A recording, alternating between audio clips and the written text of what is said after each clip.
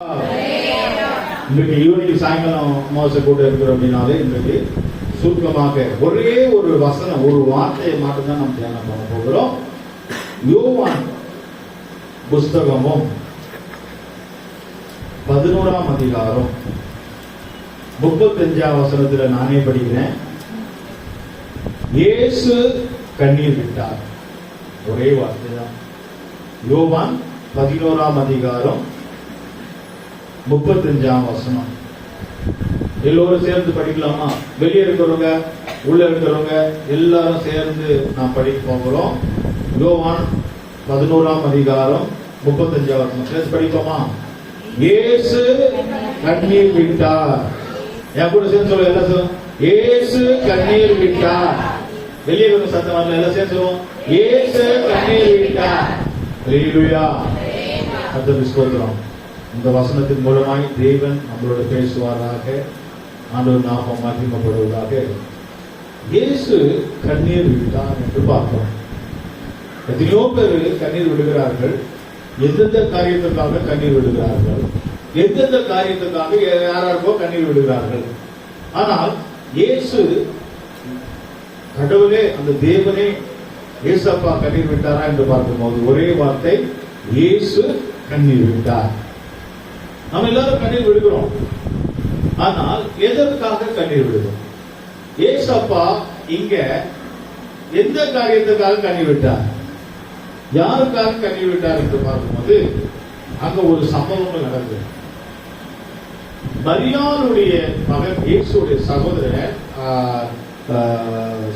மரியாளுடைய சகோதரன் அங்க லாசர் என்றுதானே ஒரு சகோதரன் திடீர்னு மரித்து போனார். அப்பொழுது மரித்ததுனால அவரை கல்லறையிலே வைத்து அடக்காராதனை எல்லாம் பண்ணி கல்லறையிலே அந்த மூடினார்கள். கல்லு போட்டு, பெரிய கல்லு போட்டு மூடுவார்கள், பாறாங்கல் போட்டு. கர்த்தருக்கு ஸ்தோத்திரம். அந்த கல்லறை மூடி அடக்கம் பண்ணியாச்சு. 4 நாள் ஆயிடுச்சு.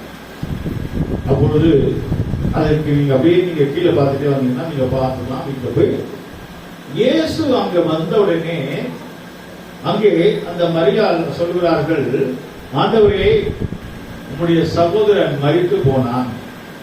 அவர் கேட்கிறார், எங்க? கல்லறையில வைத்திருக்கிறார்கள். அந்த கல்லறை எங்க இருக்குன்னு கேட்கிறார். அங்க வைத்திருக்கிறார்கள்.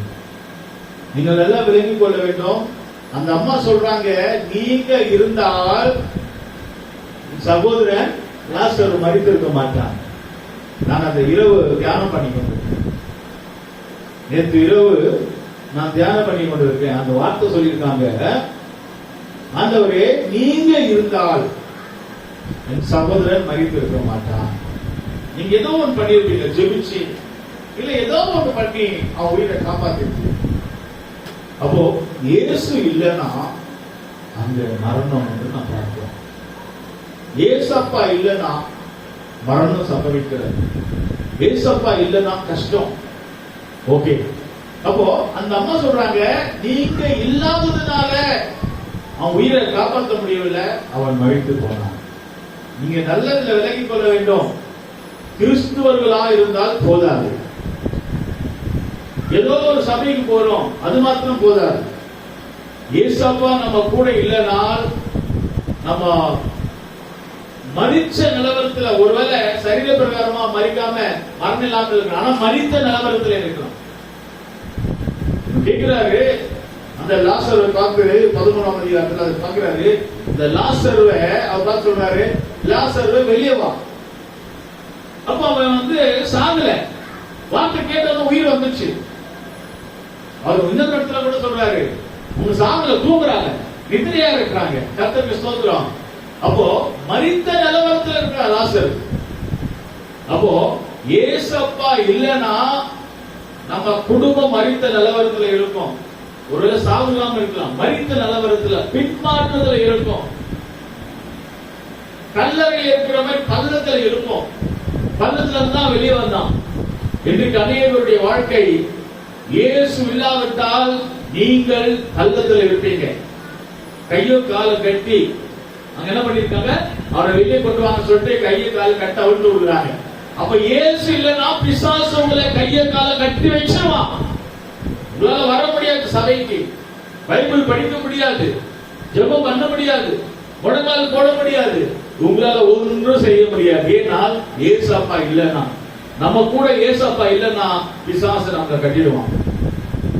நம்ம கூட ஏசப்பா இல்லைன்னா நம்மளால ஜெபிக்க முடியாது. நம்ம கூட ஏசப்பா இல்லைன்னா கையை கால கட்டி வச்சிருவான், சபைக்கு வர முடியாது.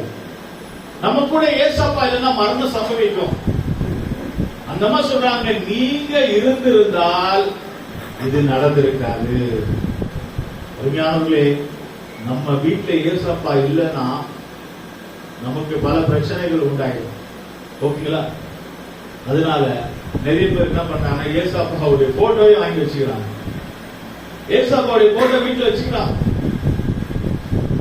போட்டோ வைக்கிறதுனால ஒண்ணா இல்ல, நானே உங்கள் இருதயத்திலே வாசம் பண்ணுகிற தேவன், போட்டோல வாசம் பண்ணுகிற தேவன் அல்ல. ஏதோ ஒரு சிலையோ போட்டோவோ ஒரு கேலண்டர்ல கூட பாத்தீங்கன்னா இங்க இருக்கு, அதுல ஏதோ வச்சு ஆண்டவரை வணங்குற அதல்ல. தேவன் நம்ம மத்தியிலே வாசம் பண்ண முடியாது போகிறார். ஆண்டவர் நம்ம கிட்ட இல்லைன்னா நமக்கு பிரச்சனை. நீங்க இல்லாததுனாலதான் மரணம் சம்பவிச்சது. அப்போ அந்த இடத்துல நம்ம ஊழியக்காரர்களை கொண்டு வாங்க.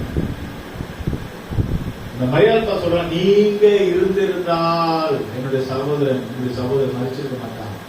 அருமையானவர்களே, நீங்க நல்லா பாருங்க, நமக்காக ஊழியக்காரங்க இல்லைன்னா நம்ம குடும்பத்துல பிரச்சனைகள் ஸ்டார்ட் ஆயிடும்.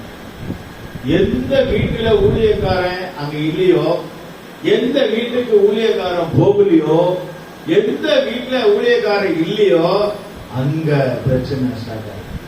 ஏன் தெரியுமா? இல்ல, ஏசப்பா மேல போயிட்டாரு. அப்ப அவங்க சொல்றாங்க, ஐயா நீங்க இருந்திருந்தால் ஜெபிச்சிருப்பீங்களே, பாஸ்டர் நீங்க இருந்திருந்தால் ஜெபிச்சிருப்பீங்களே, நீங்க வந்ததுனாலதான் விடுதலை ஆச்சு, நீங்க வந்ததுனாலதான் ஜெபம் பண்ணி விடுதலை ஆச்சு, நீங்க வந்ததுனாலதான் பிசாசு ஓடிச்சு, அப்படியெல்லாம் வந்து சொல்றாங்க. அதோட அர்த்தம் என்ன? ஊழியக்காரங்க இல்லைனால், ஜெபிக்கிறவங்க இல்லைனால் அந்த இடத்துல பிரச்சனைகள். இது ஆதி நாட்கள் இருந்தது. சோதம் குமார பட்டணம் பாவத்திலே கட்டப்பட்டிருந்தது, பாவம் பெருகிக் கொண்டிருந்தது.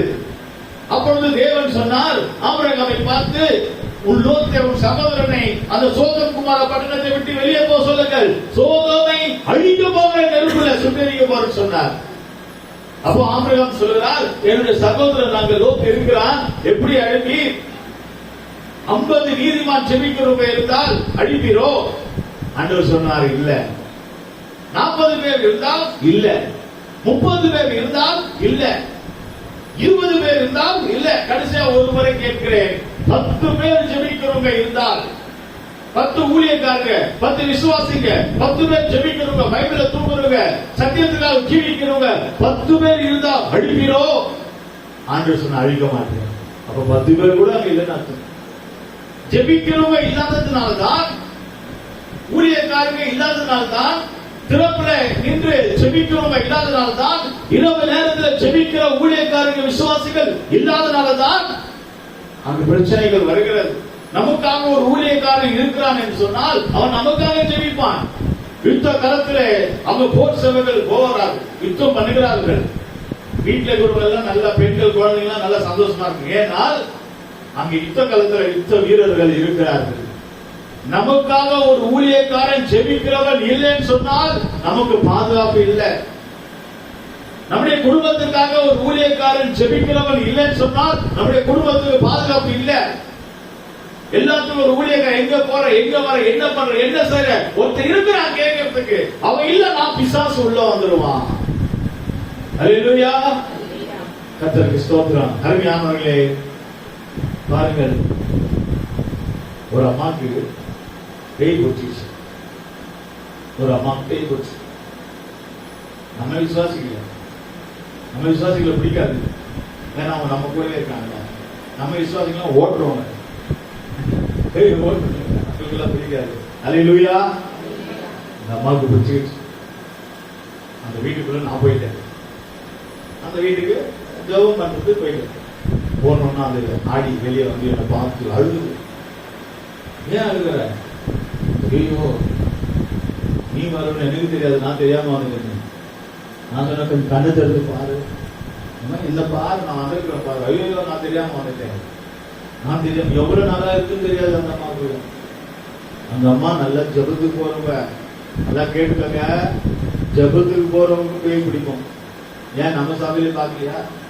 ஆண்டவங்க இருக்காங்க. அப்ப ஜபத்துக்கு போறவங்களையும் பேய் பிடிக்குது, பைபிள் படிக்கிறவங்களையும் பேய் பிடிக்குது. பைபிள் படிக்கிறாங்க, ஜோம் பண்றாங்க, இந்த பாஸ்டிங் எல்லாம் எடுத்தாங்க. இப்ப 21 நாள் தான் நிறைய இடத்துல நடந்துச்சு. நம்ம ஆட்கள் அதை எடுக்கல, அவங்க எல்லாம் எடுத்தாங்க. அப்ப இருந்தும் கூட பேய் பிடிச்சு. இந்த பேய் என்ன சொல்ல தெரியுமா? ஐயோ நீ வருவன்னு எனக்கு தெரியாது, நான் வந்து இங்க மாட்டிக்கிட்டேன், நான் போறேன். அப்ப நீங்க நல்லா விலகி கொள்ளுங்க. ஊழியக்காரன் ஒரு வீட்டுக்குள்ள வந்தால் அந்த வீட்டுக்குள்ள யாரும் வரமாட்டா, பேய் பிசாசு வராது. புரியுதுங்களா? உங்களுக்கு செய்வனம் பண்ணுவாங்க, உங்களுக்கு மந்திரம் பண்ணுவாங்க, உங்களுக்கு விரோதமா ஏதாவது பண்ணுவாங்க, உங்களுக்கு ஏதாவது ஒண்ணு போராமையில பண்ணுவாங்க, ஏதாவது ஒண்ணு பண்ணுவாங்க, அது வரும். ஆனா அவங்க வீட்டுக்குள்ள ஊழியக்காரன் வந்தானா அந்த பேய் வராது. அதுதான் அந்த அம்மா சொல்றாங்க, நீங்க இருந்திருந்தால் சகோதரன் மரித்து இருக்க மாட்டானே. நமக்காக ஒரு ஊழியக்காரன் இருக்கிறார் என்று சொன்னால் நமக்கு மரணம் அல்ல, நமக்கு வியாதி, பலவீன, பிரச்சனை, போராட்டம், செய்வன எந்த இதுவும் வராது. எத்தனை பேர் விசுவாசிக்கிறீங்க? ஆமென் சொல்லுங்க. ஹல்லேலூயா. அவங்க சொல்றாங்க, ஸ்டேட்மெண்ட் கொடுக்குறாங்க, நீங்க இல்லாதனால தான். ஏசப்பா சொல்றாங்க, நீங்க இல்லாதனால தான் சம்பவிச்சது.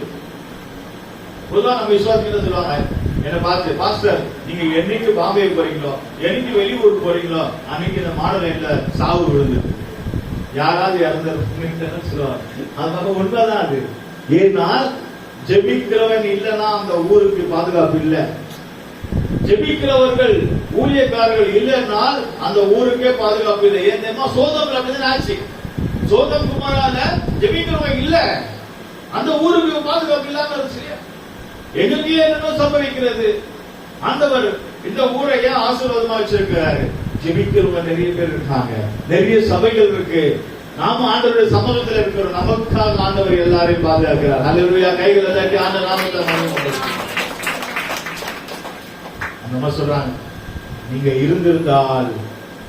சொன்ன உடனே ஏசப்பா பார்த்தா ரொம்ப ஃபீலிங் ஆன ஆளாச்சு. அவருக்கு ஏதாவது அன்பா லவ்வா பேசணும்னு டவுன் ஆயிடுவாரு. இத சொன்ன உடனே இப்ப அழுகுறாரு. நீங்க இருந்திருந்தால் சகோதரன் செத்திருக்க மாட்டா. சொன்ன உடனே இவர் என்ன பண்ணிட்டாரு? ஃபீலிங் ஆயிடுச்சு இருக்கு. உடனே அதுக்குதான் அவர் கண்ணீர் விட்டாரு. பசி எடுக்கிறதுக்கு கண்ணீர் விடல. யாராவது திட்டினாங்க, ஒரு வார்த்தை சொல்லக்கூடாது. ஒரு சிலரை சொன்ன உடனே கண்ணெல்லாம் தண்ணி வந்துடும். எங்க கண்ணீரை சேர்த்து வைங்க. உங்க கண்ணீருக்கு விலை உண்டு. தேவனுடைய பிள்ளைகளுடைய கண்ணீருக்கு விலை உண்டு. கோடி ரூபாய் கொடுத்தா கூட அது ஈடாகாது. ஆண்டவரே சொல்லியிருக்கிறாரு, உங்க கண்ணீரை தேவனுடைய கருத்துல துருத்தில சேர்த்து வைக்கிறாராம். உங்க கண்ணீருக்கு விலை உண்டு. திட்டினால, சாப்பாடு இல்லைன்னா அல்ல, ஏதாவது ஒரு ஒரு பலவீனம் வந்துட்டா அழ. ஏன் அழுகுற, எதுக்கு அழுகுற காரணமே தெரியாது.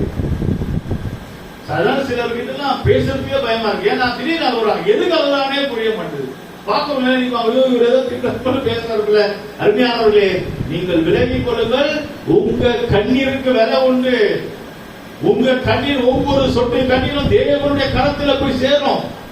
துரத்தில, கர்த்தருடைய துரத்தில, பாத்திரத்தில் உங்க கண்ணீர் எல்லாம் இருக்கு. கண்ணீரோட விதைக்கிறவன் கெம்பீரத்தோடு அறுப்பான். அழிந்து போற ஆத்துமாக்களுக்காக கண்ணீர் விட வேண்டும். சபைக்காக கண்ணீர் விட வேண்டும். சபையை கட்டுவதற்காக கண்ணீர் விட வேண்டும். புதிய ஆத்துமாக்களுக்காக கண்ணீர் விட வேண்டும். நல்ல ஆட்சி அமைக்க வேண்டும், கண்ணீர் விட வேண்டும். அரசியல்வாதிகளுக்காக கண்ணீர் விட வேண்டும். சினிமா நடிகர் கட்சிகளுக்காக கண்ணீர் விட வேண்டும். உன் புருஷனுக்காக கண்ணீர் விட வேண்டும். மனைவிக்காக, பிள்ளைகளுக்காக, உன் தாய் தகப்பனுக்காக, ஒரு நல்ல வேலைக்காக, கடன் பிரச்சனைகளுக்காக கண்ணீர் விட வேண்டும். ஒரு நாளாவது நீங்க கண்ணீர் விட்டு அழுதுருக்கீங்களா? ஆண்டவரே எனக்கு இவ்வளவு கடன் இருக்கு, கடன் இருக்கு. ஒரு நாளாவது எனக்கு இவ்வளவு கடன் இருக்கு ஆண்டவரே, 50,000 ரூபாய் கடன் இருக்கு ஆண்டவரே, 2 லட்சம் ரூபாய் கடன் இருக்கு ஆண்டவரே, 10 லட்சம் ரூபாய் கடன் இருக்கு என்று நீங்க ஒரு நாளாவது கண்ணீர் விட்டு அழுது இருக்கிறீங்களா? அழுது பாருங்க. அப்போதான் ஒரு கடன் வந்து விடுதலையா. நீங்க சிரிச்சுட்டே கடன் வாங்கி, சிரிச்சுட்டே சாப்பிட்டு, சிரிச்சுட்டே யாருக்கும் உண்டா எல்லாம் உங்களால கடன் அடைக்கவும் முடியாது, ஆண்டவர் கொடுக்க மாட்டார்.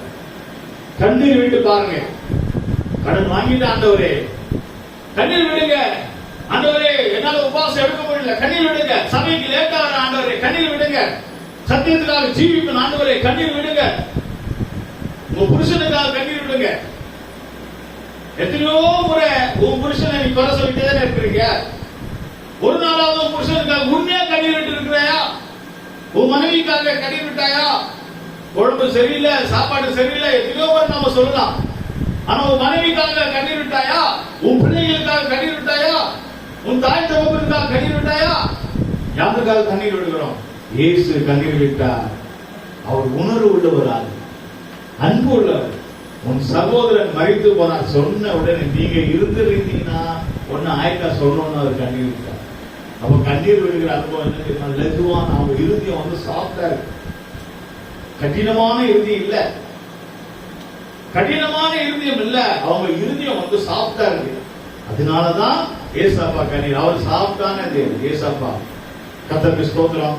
இப்ப அடுத்து சொல்கிறார், கண்ணீர் விடும் பொழுது பைபிள்ல பார்க்கும்போது ஏசாப்பா கண்ணீர் விட்ட யாரெல்லாம் கண்ணீர் விட்டு இருக்காங்க? ஆகார் தாய் குழந்தை பாதையில தண்ணியில சாக போகுது, குழந்தை கத்துக்கிறது. அப்பொழுது இந்த குழந்தை சாகிறது நான் பார்க்க மாட்டேன், கொண்டு வந்த தண்ணீர் தான் காலியாச்சு, இந்த குழந்தை கத்தியில சாகிறத நான் பார்க்க மாட்டேன்னு சொல்லி அந்த தாய் தூரத்துல நின்று, ஆண்டவரே என் குழந்தை சாக போகிறது, தண்ணீர் இல்ல, அழுகிறார், கண்ணீர் விடுகிறார். ஆண்டவர் சொல்கிறாரு, என்ன சொன்னாரு? ஆகாரே, நீ இருக்கிற இடத்துல இருந்து நல்லா கண்ணை திறந்து பாரு. அவர் சொன்ன உடனே அவள் அழுது கண்ணீரை திறந்து கண்ணை திறந்து பார்த்தா அங்க ஒரு நீர் ஊற்று உண்டாய். அந்த தண்ணீரை அந்த குழந்தை கொடுத்தார். அந்த குழந்தை தான் இப்ப இருக்கிற முஸ்லிம்ஸ் எல்லாம், இஸ்மாயில். இன்றைக்கு முஸ்லிம்ஸ் எல்லாம் இருக்கிறாங்களே, இவ்வளவு முஸ்லிம்ஸ் யாரு? இவ்வளவு முஸ்லிம்ஸ் எல்லாம் யாரு? இந்த குழந்தைக்கு தண்ணி கொடுத்தாங்கல்ல இஸ்மாயில், அவர் தான் முஸ்லீம். அந்த இஸ்மாயில் தான் இப்ப இருக்கிற முஸ்லீம். அப்ப அவங்களுக்கும் முஸ்லிம்ஸ்க்கும் தண்ணி கொடுத்தது யாரு? இஸ்மாயிலுக்கு தண்ணி கொடுத்தது யாரு? கர்த்தர் தான். அந்த இடம் இப்போ இருக்கு, அதை போய் ஜனங்க பாக்குறாங்க. அப்போ அவங்க டென்ஷன் பார்ட்டி, நான் பார்க்க மாட்டேன், இந்த குழந்தை நான் பார்க்க மாட்டேன், நான் பார்க்க மாட்டேன்ட்டு ஆண்டவரே எப்படிலாம் தோண மாட்டேன் டென்ஷன்ல. அவர் சொல்றாரு, எம்மா நீ டென்ஷன் ஆகாத, உன் கண்ணை தர முதல்ல, உன் பக்கத்துல தான் இருக்கு தண்ணி. நிறைய பேருக்கு பாத்தீங்கன்னா பக்கத்துல தான் ஆசீர்வாதம் இருக்கு, தெரியல. பக்கத்துல தான் அபிஷேகம் இருக்கு, தெரியல. அபிஷேகம் இல்ல, அபிஷேகம் இல்ல, அபிஷேகம் இல்ல, ஆசீர்வாதம் இல்ல, ஆசீர்வாதம் இல்ல, ஆசீர்வாதம் இல்ல இல்லன்னு சொல்றாங்களே ஒழிய கண்ணை திறந்து பார்க்கறது இல்ல. உன் கண்ணை திறந்து பார், உன் பக்கத்துல தான் நீர் ஊற்று, ஆசீர்வாதம் அங்கதான் இருக்கு, உன் பக்கத்துல தான் இருக்கு, உன் இருக்கிற இடத்துல தான் இருக்கு. கர்த்தருக்கு ஸ்தோத்திரம். நம்ம நிறைய இடத்துல பாருங்க, வாழ்க்கையில பக்கத்துல இருக்கிறத விட்டுட்டு நம்ம என்ன செய்வோம்? தேடுவோம். ஐயோ நான் அதை வச்சுட்டேனே, ஐயோ நான் இதை வச்சுட்டேனே, ஐயோ அதை வச்சுட்டேன், இதை வச்சுட்டேன், ஐயோ ஒரு கம்பல் நான் வச்சிருந்தேன், இந்த கம்பல் எங்க வச்சிருந்தேன் இல்லையே, ஐயோ அங்க வச்சுட்டேன். ஐயோ ஒரே போராட்டம். கடைசியில பார்த்தா அது எங்க இருக்கும்? கையில தான் இருக்கும், பாக்கெட்ல இருக்கும், பர்ஸ்ல இருக்கும். எங்கேயாவது ஒரு இடத்துல வச்சுட்டு எல்லாரும் டென்ஷன் ஆக்கி விட்டுருவாங்க. எங்கேயாவது எதையாவது வச்சுட்டு கண்ணை திறந்து, சகோதரி மார்களே, சகோதரர்களே, உங்க கண்ணை திறந்து பார்க்க ஆசீர்வாதம் உங்க பக்கத்துல தான் இருக்கு. அது உங்களை தேடி வரும், கர்த்தர் கொடுப்பாரு. 10 வெள்ளிக்காசுல ஒரு வெள்ளிக்காசு காணாம போச்சு. அவள் என்ன செய்தால், அவள் தொடக்கத்தை எடுத்து கூட்டி பெருக்கி ஒரு விளக்கை கொளுத்தி அந்த காணாம போன வெள்ளிக்காசை கண்டுபிடிச்சு விட்டார். உன் அபிஷேகம் எங்க? உன் வல்லமை எங்க? நீ மற்றவங்களை ஏன் போட சொல்ற? அவங்க ஜபத்துக்கு வரல, அவங்க சரியில்லை, இவங்க சரியில்லை, ஏன் நீ மற்றவங்களை வர சொல்ற? உன் வெள்ளிக்காசு நீ எங்க போட்ட? உன் பணம் எங்க போச்சு? உன் பிரச்சனை என்ன? அதை நீ சொல்லு. நீ அழுவுற, அந்த குழந்தைய நான் பார்க்க மாட்டேன், அது சாப்பிடுறத நான் பார்க்க மாட்டேன், ஆண்டவர் தண்ணி கொடுக்கல, கர்த்தர் தண்ணி கொடுக்கல, என்ன பண்ண அப்படி இப்படின்னு ஒரே டென்ஷனா கத்துறா. ஏமா நீ இருக்கிற இடத்துல இருந்தே கண்ணை திறந்து பாருமா. நிறைய பேருக்கு கர்த்தர் நம்ம பக்கத்துல தான் வச்சிருப்பார், பக்கத்துல தான் இருப்பார், ஆனா அது தெரியாது. நம்ம மற்றவங்களை பார்த்து கொண்டிருப்போம். அவங்கள இது அவங்கள இவங்கள பார்க்கிற நேரம் அல்ல. நீ இருக்கிற இடத்துல இருந்து உன் கண்ணை தர, ஆவிக்குரிய கண்ணதை ஆண்டவர் இப்பொழுது நம்முடைய மத்தியில் இருக்கிறார். ஹல்லேலூயா. எத்தனை பேர் ஆண்டவருடைய வல்லமை உணர்வுகிறீர்கள்? நம்ம மத்தியில் ஆண்டவர் இருக்கிறார். நான் பல்லாவரத்துல ஒரு இடத்துல பெரிய சபை ஒரு இடத்துல பிரசங்கம் பண்ணி கொண்டிருக்கேன். அங்க கிட்டத்தட்ட 1000 பேர் இருக்காங்க, கூட்டம், பயங்கர கூட்டம். ஒரு மீட்டிங்ல பிரசங்கம் பண்ணி கொண்டிருக்கேன். ஸ்டேஜ்ல நான் மட்டும் தான் இருக்கிறேன். ஒரு அம்மா வந்துட்டாங்க, ஒரு அம்மா மீட்டிங் முடிய நேரத்துல மீட்டிங் முடிஞ்ச உடனே வந்து ஐயா உங்க கூட ஒருவர் நிக்கிறாரு. நான் ஒரு ஆள் தான் நின்று கொண்டிருந்தேன் பேசும்போது. யாரும் இல்ல, அந்த பாஸ்டர் அங்க உட்கார்ந்து இருந்தாரு. யாரும் நான் மட்டும் தான் இல்ல, உங்க கூட ஒருத்தர் இருந்தாரு, ஏசப்பா மாதிரி இருந்தாரு. ஹல்லேலூயா. கைகளை தட்டி ஆண்டவர் நாமத்தை மகிமைப்படுத்துவோமாக. ஏசப்பா நம்ம பக்கத்துல தான் இருக்கிறாரு. விடுதலையும் நம்ம பக்கத்துல தான் இருக்கு. ஆசீர்வாதமும் நம்ம பக்கத்துல தான் இருக்கு. நீர் ஊற்றும் பக்கத்துல தான் இருக்கு. நம்ம கண்ணு தெரியாம நம்ம சுத்திட்டு இருக்கிறோம். ஆண்டவருடைய வல்லமையை பார்க்க முடியல. ஆண்டவருடைய தரிசனத்தை பார்க்காம இருக்கிறோம். கர்த்தர் இன்றைக்கு உங்களுக்கு தொட போகிறார். கர்த்தர் இன்றைக்கு உங்களை ஆசீர்வதிக்க போகிறார். உங்க பிள்ளைகளுக்காக கண்ணீர் விடுங்க. எத்தனை பேர் உங்க பிள்ளைகளுக்காக கண்ணீர் விடுறீங்க? அந்த பிள்ளைங்க எதிர்த்து பேசினாதான் கண்ணீர் விடுறீங்க. அந்த பிள்ளைங்க எதிர்த்து பேசினா அடிக்கிறீங்க. ஆனா அந்த பிள்ளைங்க உங்க பிள்ளைகளுக்காக கண்ணீர் விட்டு ஜெபம் பண்றீங்களா? சபை பிள்ளைங்களுக்காக, வாலிப பிள்ளைங்களுக்காக கண்ணீர் விட்டு ஜெபம் பண்றீங்களா? நீங்க கண்ணீர் விட்டு பாருங்க. அன்னால் மனம் பேச உள்ள ஸ்திரீ, அவளை மலாடி எல்லாம் குழந்தை இல்லைன்னு சொல்கிறாரு. அவள் இருதயத்தை ஊற்றி அவள் ஜெபிக்கும் போது அவளுடைய கண்ணீரை கேட்டு கர்த்தர் அவள் குழந்தையை கொடுத்தார். ஹல்லேலூயா. உங்களை யாராவது கேவலமா பேசுறாங்களா? உங்களை அவமானமா பேசுறாங்களா? உங்களை தூசிக்கிறாங்களா?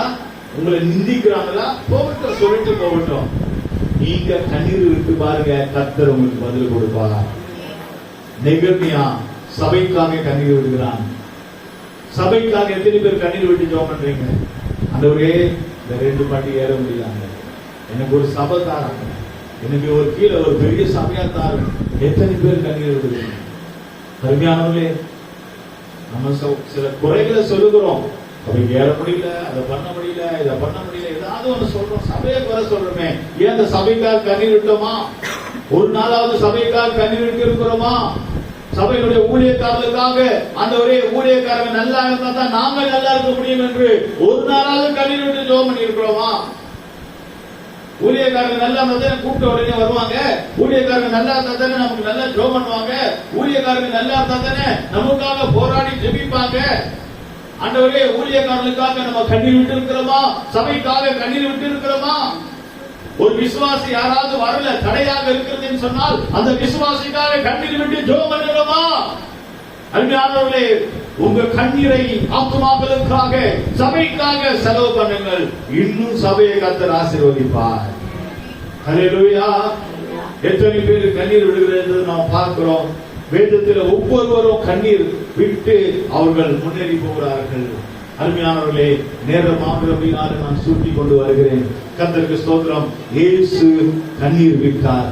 இன்றைக்கு நீ கண்ணீர் விடுவாயினால் ஆண்டவர் உன்னுடைய கண்ணீருக்கு பதில கொடுக்க போகிறார். எத்தனை வருஷமாக மந்திர கட்டில் இருக்கிறாய்? எத்தனை வருஷமாக செய்வின கட்டில் இருக்கிறாய்? எத்தனை வருஷமாக பிசாசின் பிடியில் இருக்கிறாய்? எத்தனை வருஷமாக பிரச்சனைகளில் இருக்கிறாய்? எத்தனை வருஷமாக கடன் பிரச்சனை இருக்கிறது? எத்தனை வருஷமாக வியாதி இருக்கிறது? இன்றைக்கு நீ கண்ணீர் விடுவாயினால் லாசருவை விடுதலை ஆக்கிற இயேசு இன்றைக்கு உன்னை விடுதலை ஆக்குவாராக. ஹல்லேலூயா. கண்ணீர் விட்ட பிற்பாடு அவர் எங்க போகிறார் தெரியுமா? நேரா கல்லறைக்கு போகிறார். நீங்கள் விலகிக் கொள்ள வேண்டும். கண்ணீர் விட்ட பிற்பாடு ஆண்டவருடைய அற்புதம் நடக்க போகிறது. நீங்க கண்ணீர் விட்டீங்கன்னா கர்த்தர் ஆண்டவர் அற்புதங்களை செய்ய போகிறார்.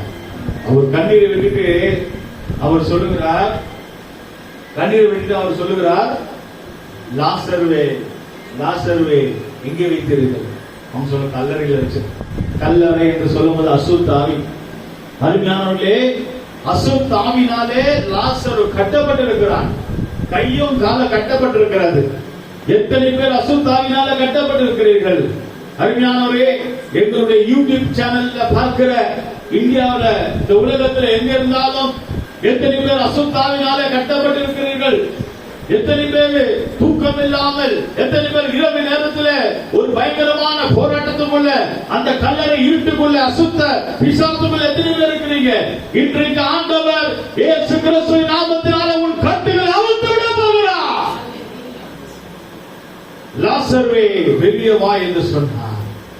அவன் கட்டுகள் அவிழ்க்கப்பட்டது. அவன் வெளியே வந்தான். ஆண்டவர் சொல்லுகிறார், உன்னுடைய கடன் பிரச்சனையிலிருந்து வெளியே வா, உன் வியாதியிலிருந்து வெளியே வா, பிசாசு போராட்டத்திலிருந்து வெளியே வா. ஆண்டவர் உன்னை வெளியே கொண்டு வர போகிறார். நீ எத்தனையோ வெளியே வர முடியாம, ஆண்டவருக்காக ஒரு ஊழியம் செய்ய முடியாமல் இருக்கிறார். இன்றைக்கு ஆண்டவர் உங்களை வெளியே கொண்டு வர போகிறார். இன்றைக்கு ஆண்டவர் உங்களை உயர்த்த போகிறார். எத்தனை பேர் அவரை விசுவாசிக்கிறீங்க? இயேசு கண்ணீர் விட்டார். நீர் கண்ணீர் விடுவாயானால் கர்த்தர் உங்களை உயர்த்துவார். கண்களை மூடுவோமாக. நிறைய காரியங்கள் இருக்கு, நமக்கு நேரம் இல்லை. அருமையானவர்களே, நம்முடைய கண்ணீரை தேவையில்லாம செலவு பண்ண வேண்டாம். நம்முடைய கண்ணீரை ஆண்டவருடைய சமூகத்தில் விடுவோமாக. நீ விடுகிற ஒவ்வொரு கண்ணீருக்கும் விடுதலை உண்டு. ஆண்டவரே, நீ இருந்திருந்தால் லாசரு மறைந்திருக்க மாட்டான். இயேசு கண்ணீர் விட்டார். லாசருடைய கட்டு அவிழ்க்கப்பட்டது. வெளியே வா என்று சொன்னார். இன்றைக்கு லாசரு போல செத்த நிலவரத்தில் இருக்கிறீங்க, அபிஷேகம் நாம இருக்கிறீங்க, அந்த காலத்தில் இருக்கிறீங்க, அசுத்தாவின் கட்டில் இருக்கிறீங்க. ஆண்டவர் இன்றைக்கு வெளியே கொண்டு வர போகிறார். லாசருவை வெளியே வா என்று சொன்னார். அவர் வெளியே வந்து விட்டார். ஆண்டவர் உங்களை கட்டிலிருந்து வெளியே கொண்டு வர போகிறார். அந்த மந்திர கட்டிலிருந்து வெளியே கொண்டு வர போகிறார். எத்தனை வருஷமாக நீங்க கட்டுக்குள்ள இருக்கிறீங்க? எத்தனை வருஷமாக பிசாசுடைய கட்டுக்குள்ள இருக்கிறீங்க? இயேசுவின் நாமத்தினால வெளியே வாங்க. லாசருவே வெளியே வா. அந்த காலத்தில் கட்டப்பட்டவர்களே, ஆண்டவர் உங்களை வெளியே கொண்டு வர போகிறார். உன் அபிஷேகம் எங்கே? உன் வல்லமை எங்கே? உன் கிருபை எங்கே? அனல் மூட்டி நீ எழுப்புவாயாக. உன் வரங்களை அனல் மூட்டி எழுப்புவாயாக. நீ அந்த காலத்திலிருந்து வெளியே வா. நீ பாவத்தின் வல்லமையிலிருந்து வெளியே வா.